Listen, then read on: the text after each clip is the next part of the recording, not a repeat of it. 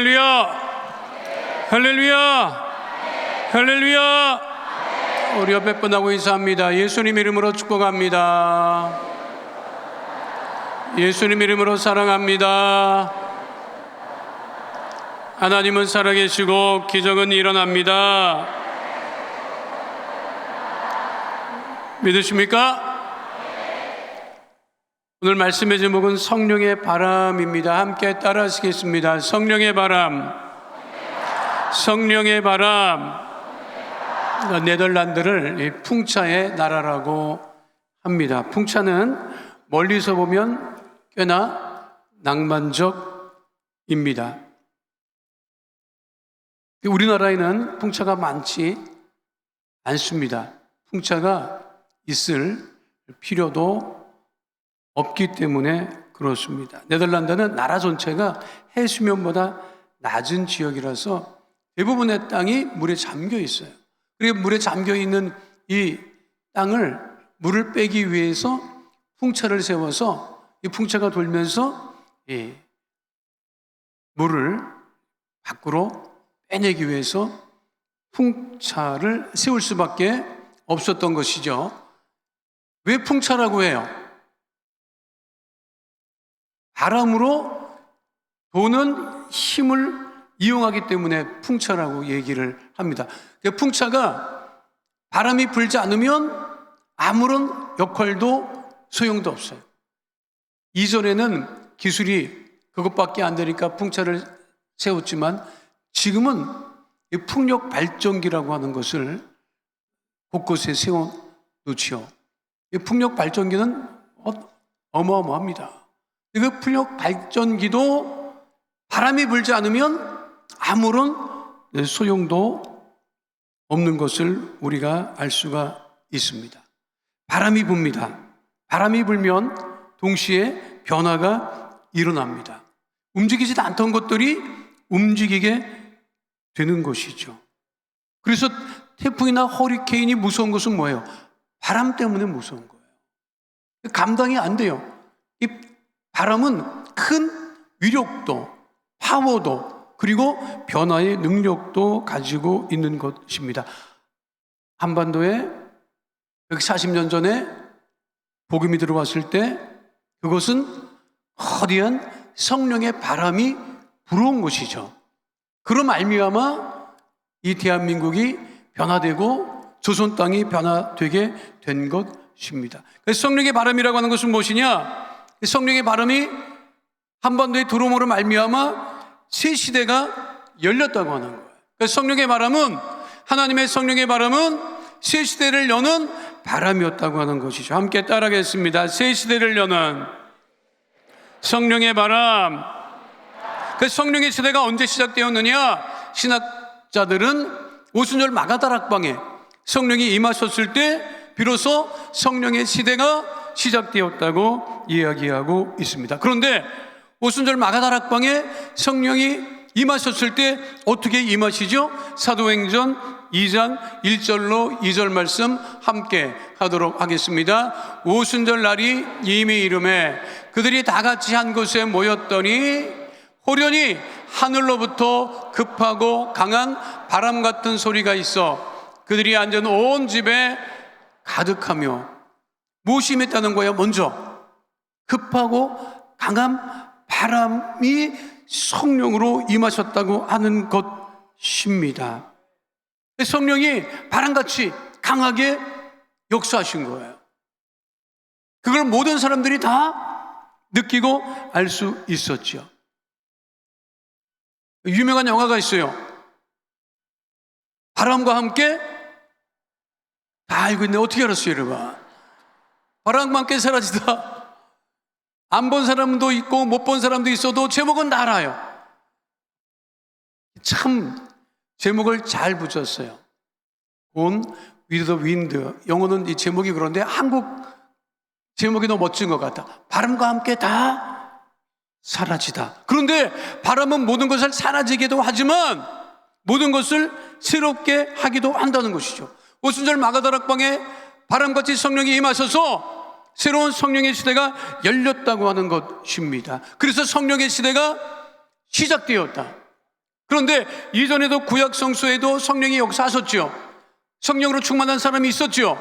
그런데 오순절 마가다락방의 그 성령의 역사는 집단적으로 임해요. 집단적으로. 구약 시대에는 한 사람, 특정한 사람에게 임했던 성령 역사하심이 이제는 새 시대가 열리고 성령의 시대가 열려서 어떻게 됐다? 한두 사람뿐만 아니라 집단적으로 마가다락방에 모였던 120명의 모든 사람들이 성령으로 충만하게 되었다고 하는 거예요. 조선시대 구한말에 복음이 들어옴으로 말미암아 새 시대가 열린 것이죠. 왜? 이 땅에 성령의 바람이 불어왔기 때문에 그런 것입니다. 1885년 4월 5일 부활절 아침에 미국의 선교사님 두 분이, 우리가 잘 아는 언더우드 아펜젤러 이 두 선교사님이 구한말 조선 땅에 들어오셨습니다. 그 당시 19세기 말 구한말 조선시대는 온갖 것들이 다 혼란스럽고 어려운 가운데 있었습니다. 열강, 러시아, 중국, 일본 할 것 없이 조선 정부를 괴롭히고 힘들게 하였고, 조선 정부는 이 도대체 급변하는 국제 정세에 어떻게 대처할까 망설이고 주저하고, 그래서 세국 정치를 피고 심각하게 어려움에 빠져 있었습니다. 더 심각했던 것은 조선의 백성들은 제대로 먹지도 못하고 질병에 노출되어 있고 교육도 제대로 받지 못하고 그리고 억압된 환경 가운데 살아가고 있었던 것입니다. 그런데 복음이 들어오자 이 땅에 교육 사업이 시작되었고 의료 사업이 시작되었고 문명 퇴치가 이루어졌고, 복음은 또 누구도 가리지 아니하고 모든 사람을 사랑하며 구원의 소식을 전하게 되어서 비로소 구한말 조선 한반도가 변화의 새 바람을 갖게 되었다고 하는 것입니다. 여러분들, 우리가 지금 헌시대를 살아가고 있습니까? 새 시대를 살아가고 있습니까? 헌시대는 이미 바람과 함께 다 사라졌습니다. 성령의 바람이 불어옴으로 말미암아 모든 죄악이 떠나가고 저주가 떠나가고 가난이 떠나가고 질병이 떠나가고 성령께서 역사하시는 새 시대를 살아가고 있음을 우리는 잊지 말아야 할 것입니다. 그러니까 우리가 맞아야 될 바람은 무슨 바람이에요? 성령의 바람 맞아. 바람 나가지고 돌아다니지 말고 성령의 바람을 맞고 복음으로 충만하고 능력으로 충만하고 복음을 증거해서 우리가 가는 곳마다 변화의 역사가 일어나는 축복의 역사가 넘쳐나게 되시기를 축원드립니다. 오순절 마가다락방의 성령으로 충만했던 그 사도들과 120여 명의 초대교회 성도들로 말미암아 오늘날 온 세계가 변화되었던 것을 우리는 잊지 말아야 할 것입니다. 사도행전 4장 29절로 31절은 성령으로 충만했던 그 초대교회 성도들의 모습이 기록되어 있습니다. 함께 하도록 하겠습니다. 주여, 이제도 그들의 위협함을 굽어보시옵고 또 종들로 하여금 담대히 하나님의 말씀을 전하게 하여 주시오며 손을 내밀어 병을 낫게 하시옵고 표적과 기사가 거룩한 종 예수의 이름으로 이루어지게 하옵소서 하노라. 빌기를 다음에 모인 곳이 진동하더니 무리가 다 성령이 충만하여 담대히 하나님의 말씀을 전하니라. 오늘 이 시간 여러분 뜨겁게 기도하고 성령의 충만함으로 다시 새롭게 되어서 가난과 저주, 질병을 다 물리치고 승리하는 하나님의 자녀 다 되시기를 축원드립니다. 두 번째, 성령의 바람은 변화를 가져온다고 하는 사실을 잊지 말아야 합니다. 함께 하겠습니다. 변화를 가져오는 성령의 바람. 20세기 말 전 세계는 그야말로 요동쳤습니다. 2차 세계대전 이후 동서냉전의 상징이었던 독일의 베를린 장벽이 1989년 11월 9일 허물어졌습니다. 그런데 동독과 서독의 이 장벽은 정치적인 협상으로 무너진 것이 아닙니다. 누구도 예측하지 못했어요. 언젠가는 베를린 장벽이 무너질 거라고 이야기는 했지만 그때가 언젠지는 아무도 알 수 없었고, 동독과 서독이 협상을 한 것도 아니고 소련과 미국이 정치적인 협상을 한 것도 아니었습니다. 어느 날 갑자기 이루어졌어요. 어느 날 갑자기 왜 이루어졌느냐? 동독에 있는 많은 사람들이 서독으로 넘어가고 싶은데 서독으로 넘어갈 수 없었어요. 동독 정부가 허락도 하지 아니하고 또 베를린 장벽을 통해서 넘어가는 일은 굉장히 어려웠어요. 그러니까 이 동독의 많은 사람들이 주변국을 통해서 자꾸만 서독으로 넘어가는 거예요. 그러니까 주변 국가들이 얘기하는 거예요. 아니, 동독은 도대체 여행의 자유가 없느냐? 여행의 자유가 있으면 정상적으로 베를린 장벽을 통해서 넘어가면 될 텐데 왜 자꾸만 주변 나라를 통해서 건너오냐? 그렇게 자꾸만 이야기가 되고 항의가 들어가니까 동독 정부가 아니다, 우리나라는 여행의 자유가 있다 라고 하는 것을 말하고 싶었어요. 그런데 동독에 그 여행 자유화를 허가를 내주는 공무원이 휴가를 갔다 왔는데 갑자기 기자회견을 열게 된 거예요.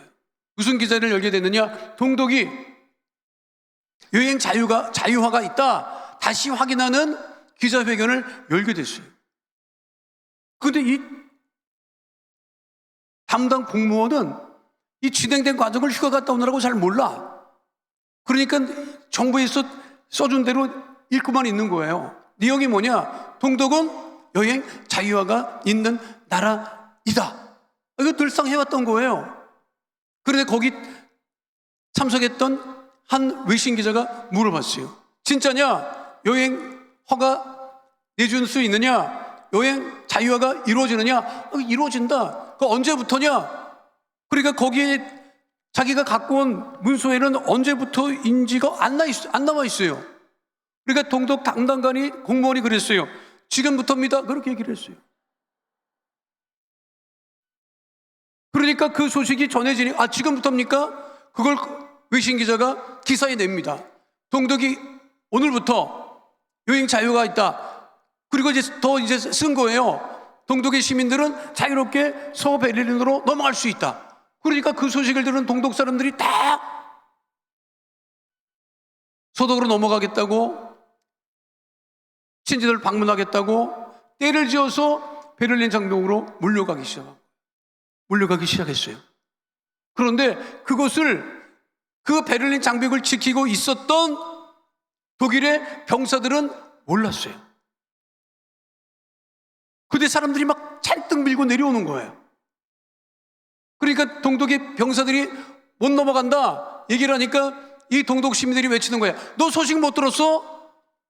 좀 전에 소식 못 들었어? 발표했다고 우리가 자유롭게 넘어갈 수 있대. 그러니까 거기 잠깐 기다려. 아직 연락 못 받았는데. 그리고 연락을 합니다. 경비병이 정부에 이렇게 지금 잔뜩 몰려와 있는데 이거 어떡하죠? 그러니까 그 위에서도 말한 거는 있고 안 된다고는 할 수 없으니까 그냥 문을 열어주라. 열어줬어요. 그래서 동서 베를린 장벽이 무너진 거예요. 이때 전 세계가 깜짝 놀랍니다. 이거는 정치적인 문제로 해결될 일이 아닌데 어떻게 이 동서 베를린 장벽이 무너질 수 있지? 그러면서 생각을 해요. 이거는 보이지 않는 역사의 힘이 움직이고 있는 거다. 그건 하나님이 역사하시는 거다. 그렇게 사람들이 생각을 하기 시작을 하고, 이게 20세기가 얼마 안 남았는데 10년밖에 얼마 안 남았는데 21세기가 되면 놀라운 일이 벌어질 것 같아 잔뜩 기대하고 있고, 동서 베를린 장벽이 무너지고 난 2년 뒤에 1991년에 느닷없이 소련이 공산주의 해체 선언을 하게 됩니다. 그리고 연방이 그 소비에트 연방이 탈퇴를 하고 나라가 독립하기 시작을 합니다. 공산주의가 쉽게 말하면 손을 든 거죠.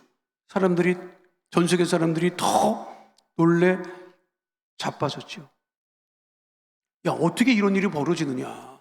아니, 소련이 스스로 자빠지다니, 스스로 주저앉다니, 네네네 동상이 끓여져 내려오고 공산당 깃발이 다 사라지고, 아, 이것은 역사를 주관하시는 하나님의 역사진 밖에는 없다. 그리고 21세기를 맞이한 거예요.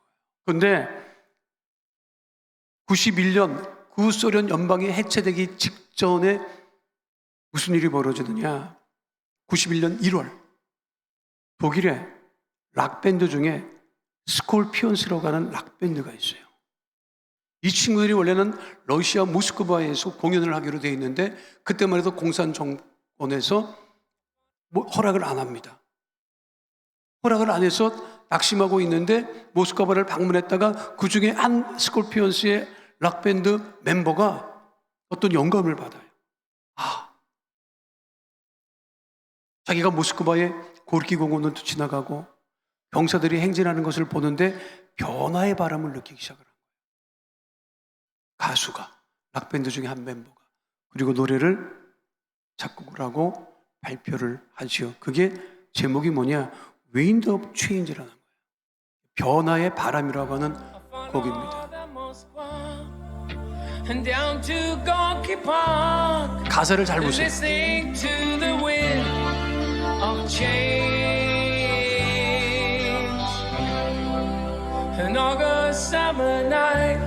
이 노래가 전 세계에 퍼져나가자 전 세계 사람들이 기대하죠. 맞아, 변화의 바람이 불어오고 있어. 놀라운 변화의 바람이 불어오고 있어. 그 시대는 공산당이 가장 큰 위협이었어요. 그 공산당 내부에 큰 변화의 바람이 불어오고 있어. 그리고 사람들이 기대하기 시작을 하죠. 그리고 나서 이 곡이 발표되고 몇 개월 지나지 않아서 소련이 변화의 큰 바람을 맞고 공산당 해체를 선언하게 된 것입니다. 여러분, 성령은 변화의 바람이라고 하는 거예요. 지금 세계가 요동치고 있죠. 여러분, 세계가 요동치고 있죠. 불안합니다.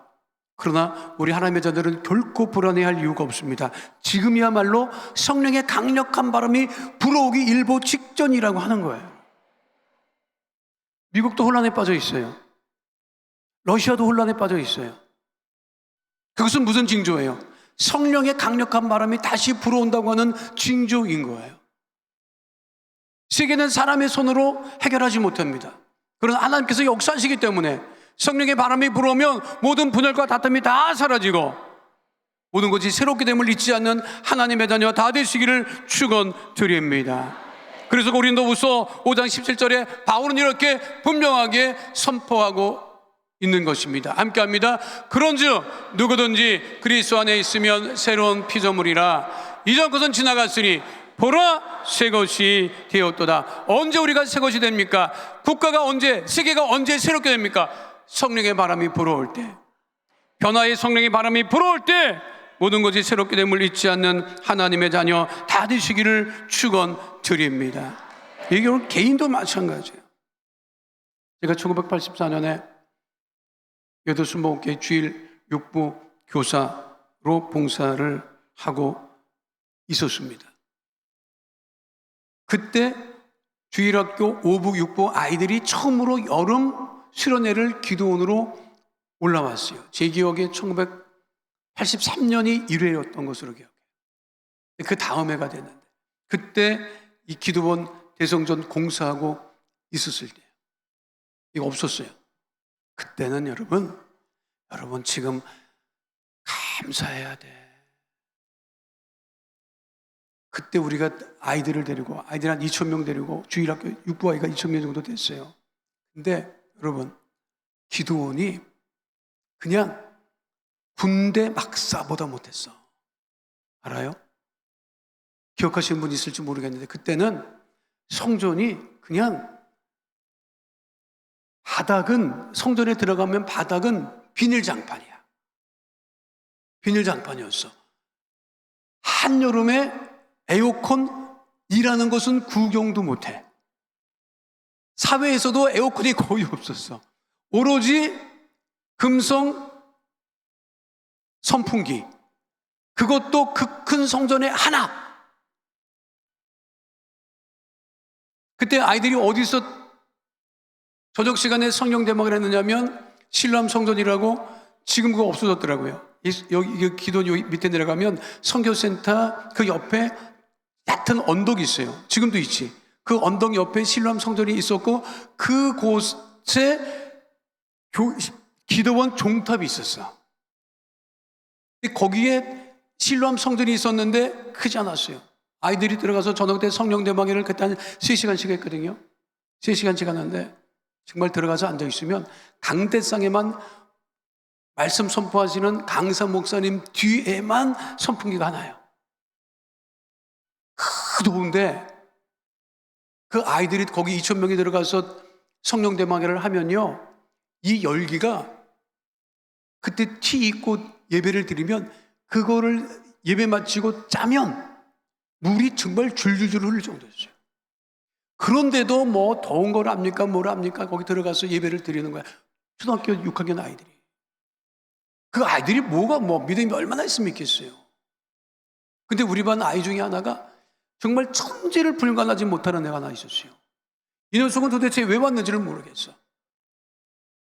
수련회 온다고 하니까 이제 너무 좋은 거야. 얘는 저 위에 올라갈 수도 있지, 무덤에서 놀 수도 있지, 그냥 어떻게 통제가 안 돼. 이놈은 어떻게도 안 돼. 그런데 우리가 올라왔으니 이놈을 어떻게든지 변화시켜서 성령 받게 하자. 그래서 첫날도 꽝, 둘째 날도 꽝이었어요. 이제 마지막 날이야. 이 상태로 애가 내려가면 더 상태가 안 좋아서 내려갈 것 같아. 그래서 어떻게 했느냐, 우리 선생님들이 그 녀석을 붙잡아 놓고 맨 앞에다 앉혀놨어요. 맨 앞에 앉혀놓으면 나가지를 못해. 애들이 하도 앉았기 때문에 나갈 수가 없어. 맨 앞에 그 녀석 앉아 있었어요. 그리고 성령 대막회가 시작되고 그 녀석은 꼼짝없이 거기서 예배를 드려야 돼. 그런데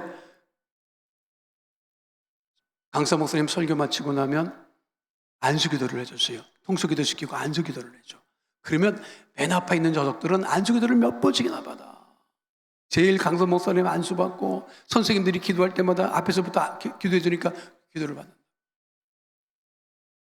저는 그때 젊은 남자 선생님이라고 아이들 또 예배 끝마치고 나면 간식 나눠줘야 된다고 간식 배분하느라고 밖에서 정신없이 있는데, 한참 간식 배분하고 이제 우리 반 아이들 이제 예배 끝나가지고 오기를 기다리고 있는데 아이들이 오더라고요. 이제 간식을 나눠줘야겠다 하는데 그 녀석 감당이 안 되는 천방째 죽이다가 울고 오는 거야. 또 우는데 통곡을 하고 오는 거예요. 그래서 내가, 아니 저놈이 울 놈도 아니고 남을 때릴 놈은 때릴 놈이지 맞을 놈이 아닌데, 아니 왜 울고 오지? 너 왜 우니? 왜 누구랑 싸웠니? 누구한테 맞았니? 그러면서도 내가 생각했어요. 맞을 놈이 아니에요. 근데 옆에 있는 아이가, 같은 반 아이가 그러는 거예요. 선생님, 제 성령 받았어요. 그러는 거예요. 할렐루야. 제 성령 받았어요. 제 성령 받아서 울어요. 그러는 거예요. 그 아이가 맨 앞에 그냥 믿음 없이 앉았다가 강사 목사님이 예배 마치고 설교 마치고 기도해 주시고 안수받고 하다 보니까 성령이 임한 거예요. 여러분, 성령이 임하니까 무슨 죄를 그렇게 많이 졌는데 이놈이 그렇게 죄를 회개하고 통곡을 하고, 아니 6학년짜리가 죄를 졌으면 얼마나 지었겠어요. 여러분, 그런데도 통곡을 하고 울음을 고치지 않고 그렇게 말을 하던 놈이 내 품에 안겨가지고 엉엉 우는데, 여러분 성령 받으면요, 그래서 변화의 바람이 일어나는 거예요. 여러분 믿으십니까? 우리 모두가 변화를 일으키는 성령의 바람으로 충만하여서 모든 삶이 변화되고 새롭게 되는 하나님의 자녀 다 되시기를 축원드립니다.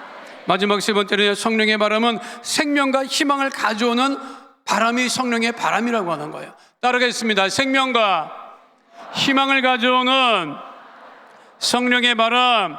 성령의 바람이 불어오면 죽어가던 것이 다 다시 살아나게 되는 것입니다. 여러분, 140년 전에 그 구한말에 백성들이 도탄에 빠져 있고 어려움에 빠져 있고 살기 어려운 그 시대에 선교사님들이 들어오셔서 병원을 세우셨습니다. 학교를 세우셨습니다. 최초의 우리나라 근대 병원의 이름이 제중원이에요. 이 제중원이라고 하는 곳은 선교사님이 세운 병원이에요. 그때만 해도 조선의 왕이 종기가 나면 치료 방법이 없었어요. 고약 갖다 바치는 게, 고약 갖다 붙이는 게 그게 최선이에요, 여러분. 종기가 심해서 움직이지 못하면 그거를 째서 고름을 짜내야 되는데 왕 몸에는 손을 못 대, 칼을 못 대. 외과 수술을 할 수 있는 것을 손을 못 대고 끙끙 앓고, 그 최초의 현대식 병원을 선교사님들이 세우지요. 역사적인 사건도 있죠. 한 신하가 칼에 난자를 당해서 다 죽게 생긴 것, 감당하지 못하는 것, 선교사님이 그를 딱 꼬매서 살려내죠. 그때 고종이 이게 살 길인가 보다. 그래서 제중원을 세우겠다고 하니까 설악을 한 거예요. 우리나라의 최초의 근대 병원은 여러분 선교사님이 세운 병원이야. 그 전신이 뭐예요? 지금 남아있는 병이 그게 우리가 잘 아는 세브란스 병원입니다, 여러분. 우리 어머니는 모든 병원 중에 세브란스 병원을 최고로 쳤던 겁니다. 다른 병원에 다 데려가면 굉장히 싫어했어요. 이 세브란스 병원이 제중원 전신이죠. 제중원이 학교 세우죠. 학교 세울 때 여러분 아까 사진에도 나왔지만 학생들을 안 보내는 거예요. 자녀들을 학교에 안 보내는 거예요. 배워서 뭐하냐? 빨리 나가서 일해라. 한 입이라도 덜어라. 사내 아이들은 아예 안 왔고, 들어온 학생들, 여학생들은 누구냐? 버린. 저거는 있어봐야 쓸모도 없다. 집안에서 쓸모도 없고 몸적으로도 못. 그래서 갖다 버린 거예요. 기록에 따르면 이화여자대학 첫 번째 신입생이 누군지 아십니까? 학교 담벼락에 갖다 버렸던 곰보였어요, 여러분. 제대로 쓰지도 못하는 그 여학생이 첫 번째 이화여대 첫 번째 신입생입니다, 여러분. 나라가 버리고, 가족이 버리고, 사회가 버린 그 아이들을 선교사님들이 세운 학교에서 받아주고, 그래서 아까 사진 봤지요? 이 학교를 그렇게 세우고, 지금 우리나라 사립 대학이 대부분 선교사님들이 세운 학교라는 거예요. 그러니까 우리나라가 변화되고 새로워지게 된 것입니다. 왜? 이 땅의 변화와 생명과 희망의 바람이 불어온 것이죠. 주영기 목사님이 1958년 5월 18일 대도동에서 최서진 목사님과 함께 개척을 하셨을 때 동네 사람들은 말할 것도 없었어요. 남자들은 다 알코올 중독에 빠져서 일거리도 없이 생활을 했고, 여러분 유명한 얘기가 있잖아요. 여러분들은 들어도 늘 잊어버리는 은사가 있기 때문에 다시 말씀드립니다. 최서진 목사님이 전도할 때, 조 목사님이 전도사 시절에 전도할 때 이 동네에서 제일 가난한 사람 집을 찾아가서 전도하자. 그래서 이게 그 집을 방문을 하지요. 방문을 해서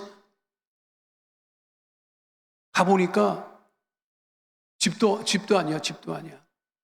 땅을 파서, 옛날에는 집이 없는 사람이 땅을 팠어요. 왜 땅을 파는지 알아요, 여러분?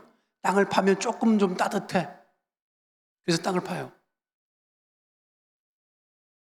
집 출입구는 계단, 흙계단.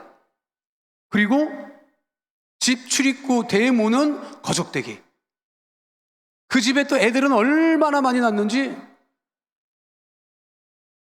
자식은 정말 좀 크면 다 구두 닦기를 나가건 또 남의 포켓에 손을 대는 그런 남편은 이 술주정뱅이야. 어느 정도로 술주정뱅이냐? 봄이 되면, 그때만 해도 대저동이나 이런 그 서울시 외곽에 그 거름통이라고 있었어요. 여러분 알아? 뭐냐면 서울 시내에서 나왔던 화장실을 그거를 허서 갖다 버릴 데가 없기 때문에, 또 그거를 농사 짓는 데 뿌려야 되기 때문에 이 외곽에 큰 구덩이를 파가지고요, 거기다 갖다 부었어요. 그게 겨울이 되면 얼어가지고, 겨울이 되면 그게 얼어. 알아요? 똥통이, 거대한 똥통이. 그 위에 겨울에는 이게 얼음이 얼고, 가을에 낙엽 지고, 겨울에 눈이 내려서 얼음이 얼고, 그러면 어린아이들, 초등학교 들어가기 전에 아이들은 거기를 뛰어다녀도 아무런 문제가 없어. 겨울에는 이게 땅바닥인지 이게 이 똥구덩인지 알 수가 없어. 문제는 봄이에요. 봄이 되면 이게 녹아. 그럼 사람이 빠져. 제일 가난한 집 남편이 술 먹고 들어와서 거기에 빠져. 그러면 그걸 사람들이 새끼줄로 또 엮어가지고 꺼내가지고 우물에 가서 또 씻겨. 그런 집이었어요. 그 집에 가서 조영기 목사님이 가서 전도를 합니다. 함경도 사람들이었는데 어떻게 왔느냐고 아주머니가 물어보더래. 아주머니, 예수 믿으시라고 왔다고. 그러니까 아주머니가 예수 안 믿는다고. 예수 안 믿으면 안 된다고. 물어보더래요. 예수 안 믿으면 어떻게 되느냐고. 예수 안 믿으면 어떻게 되죠? 지옥까지. 그렇지. 천재다. 여러분들 어떻게 알았어? 조영기 목사 전도사님이 똑같이 대답을 했어요. 아주머니, 예수 안 믿으면 지옥 갑니다. 그랬더니 그분이 뭐라고 했다는 거예요? 지옥 좋아한다. 그러면서 거적대기를 휙 펼치더래. 봐라, 여기가 지옥이다. 여기보다 더한 데가 있으면 나는 어디든지 간다. 예수쟁이 다 거짓말쟁이. 그렇게 천국이 좋으면 지금 살아있을 때 맛이라도 보여주지. 왜 죽어서 가는 천국 나는 아예 간다. 함경도 사투리로 그렇게 얘기를 하더라는 거예요. 아니, 그렇게 좋은 천국이면 살아서 내가 원하는 천국은 이불 덮고 자는 거, 한 번 먹을 수 있는 쌀 이건데 그것도 안 해주면서 뭘 하느냐고. 그때 주영기 전도사님이 충격을 받고 교회 다시 가시죠. 그리고 엎드려서 기도하셨다잖아요. 하나님, 지옥도 무서워하지 않는 사람을 내가 만났습니다. 이런 얘기 어떻게 하면 좋습니까? 이 목회를 어떻게 합니까? 그래서 엎드려서 기도하시고 성경을 다시 보시고 받은 말씀이 요한 3서 2절 말씀이에요. 천국만 전하기, 영혼만 구원할 것이 아니라 그 사람의 환경도 구원하고 건강도 구원해야 되겠다. 그래서 그 다음날 다시 갔다지. 또 왔냐고 물어보더래. 또 왔네. 아주머니가. 그래서 아주머니, 어제는 오늘이랑 완전히 다르게 내가 왔어요. 어떻게 달라졌느냐고. 나와 함께 예수 믿고 팔자 한번 고쳐보지 않겠느냐. 그랬더니 그 아주머니가 팔자 고친다는 말을 듣고 교회를 따라왔다는 거예요. 팔자를 고칠 수 있으면 내가 간다. 내 팔자를 고칠 수 있으면 간다. 그래서 그 조영기 선생님을 쫓아서 팔자 고치려고 교회를 나와보니 교회가 이게 또 천막이야. 그래서 그분이 교회 문을 열고 들어갈 때 한 말이 있잖아요. 우리 조영기 전사님을 보고 올려다보면서 이렇게 얘기하더래. 당신 팔자나 내 팔자나 똑같다 그러더라고요. 자기 집도 거적대기고 교회 와도 거적대기고 당신 팔자나 내 팔자나 똑같다. 그런데 조영기 전사님 그랬대요. 맞았어요.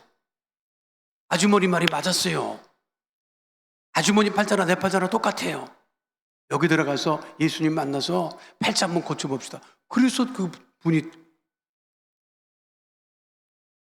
팔자 고쳤지.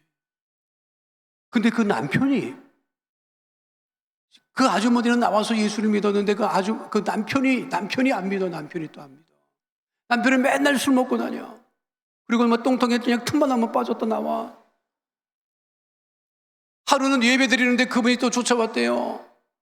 소리 지르고 막 난리를 치고 막.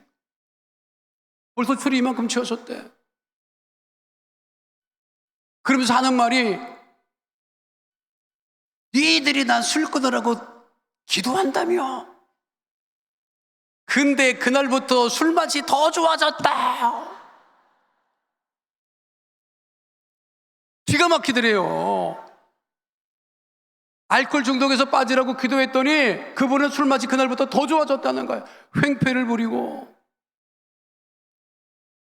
며칠 지나지 않아서 그 아저씨 다 죽게 생겼다고 쫓아보니까 뇌출혈이 와서 다 쓰러져서 죽어가는 것 기도로 살려내고, 그래서 그분이 회복이 되고 직장을 얻고. 사람이 살아나는 게 성령의 역사예요, 여러분. 그래서 그분이 그래서 직장을 얻었어요. 이북 오도청에서 사람 새로워졌다고 직업을 줬대. 그 직업을 얻고 첫 번째 월급을 받아와서 부인에게 줬대요. 그래서 부인들이 얼마나 고마웠는지 그걸 가지고 쌀을 샀대. 쌀을 제일 먼저 소원이 집에 쌀 한 가마니 들여놓는 게 소원이어서 쌀 한 가마니를 들여놨대요. 그런데 그 쌀 한 가마니를 들여놓고 너무 좋아서 있는데 우리 조영기 목사님 설교가 생각이 났다는 거야. 복 받으려면 11조 해야 된다는 거예요. 그래서 그 쌀 한 가마니에서 한 마를 펐대.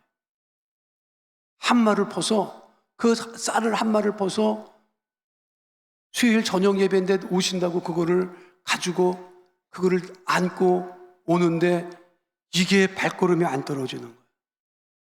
너무 아까워. 이거를 어떻게 얻은 쌀인데 이거를 갖다 바치느냐. 이게 과연 바친다고 역사가 일어날까. 이래서 이렇게 저렇게 고민하다가 이게 밭두렁이 또 자빠져가지고 쌀을 다 쏟았대요, 여러분. 너무 아까우니까 그 쌀을 다시 또 진흙탕에 빠진 거를 다 모아가지고 다시 가지고 교회 갔다가 부려놨더니 먹을 수가 없게 됐다. 그렇게 가난하고 힘들었던 사람들이 예수 믿고 성령 받고 방언으로 기도하고 변화되어서 그분은 나중에 원사님이 돼서 자녀들이 또 잘 돼서 미국 가서 살았어요.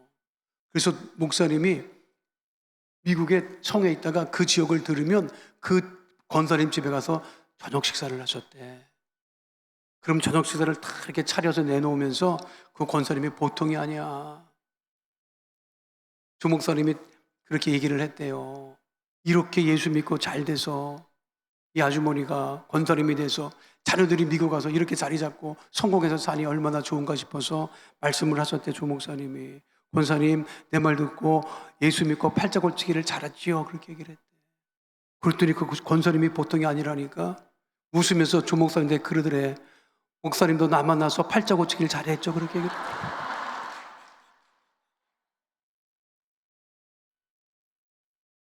그러니까 여러분, 사도행전 16장 31절에 뭐라고 돼 있어요? 다 함께 합독하도록 하겠습니다. 이르되 주 예수를 믿으라. 그리하면 너와 내 집이 구원을 받으리라 하고, 우리가 예수 믿고 구원받고 성령의 충만함을 받아서 우리의 모든 것이 새로워지고 변화를 이루고 능력 있는 하나님의 자녀가 되시기를 축원드립니다. 여러분, 예배 마치고 나가자마자 뭘 맞아? 바람 맞아. 나가자마자 바람 불어요, 여러분. 자연 바람이지. 그런데 우리가 맞아야 될 바람은 무슨 바람이다? 성령의 바람. 그 성령의 바람으로 충만한 믿음의 자녀 다 되시기를 축원드립니다. 그리고 기도할 때 여러분 성령의 충만함에서 기도하시고, 여러분 문제가 떠나가고 가난과 저주가 떠나가고 질병이 떠나가고 여러분 자녀자손들이 형통케 되는 은혜 가운데 거하게 되시기를 축원드립니다. 거룩하신 아버지 하나님, 우리 모두가 성령의 바람으로 충만하여서 오직 하나님께 영광을 돌리는 믿음의 자녀 더 되어지게 하여 주옵소서. 예수님 이름으로 기도하옵나이다. 아멘. 할렐루야. 우리 다 함께 자리에서 일어나셔서 우리 함께 찬양하시고 통성으로 기도하실 때 주의 성령의 충만함을 사모하며 성령의 충만한 바람이 불어올 수 있기를 여러분 뜨겁게 기도해 주시기를 바랍니다. 찬송가 268장 힘차게 박수 치신 다음에 찬양하신 후에 통성으로 기도하겠습니다.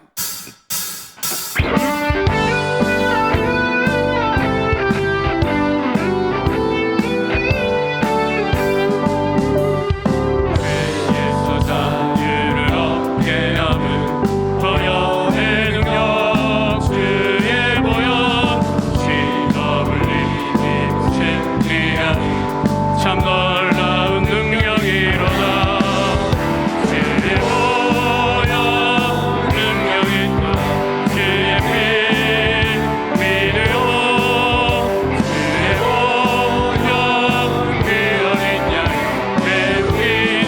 피로다. 육체의 정병을 이기림은 보혈의 능력 주의 보혈 정결한 마음을 얻게 하니 참 놀라운 능력이로다. 주의 보혈 능력이 있도다. 주의 피로 주의 보혈 그 어린 양이 매우 귀중한 피로다. 너희에게 밝히는 것 보혈의 능력 주의 보혈 무성한 모든 걸 밝히시니 참 놀라운 능력이로다. 주의 보혈 능력이 있도다. 주의 피로 주의 보혈 그 어린 양이 매우 귀중한 피로다. 주의 복음을 전할 때도 보혈의 능력 주의 보혈 날마다 나에게 찬송 주님 참 놀라운 능력이로다. 주의 보혈 능력이 있도다. 주의 피로 주의 보혈